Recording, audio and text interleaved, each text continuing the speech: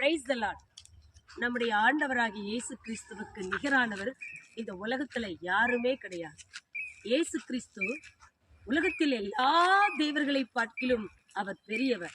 தேவர்களில் நிகரற்றவர் இயேசு கிறிஸ்து மட்டும்தான். அது மாதிரி ராஜாக்களில் நிகரற்றவர் இயேசு ராஜா மட்டும்தான்.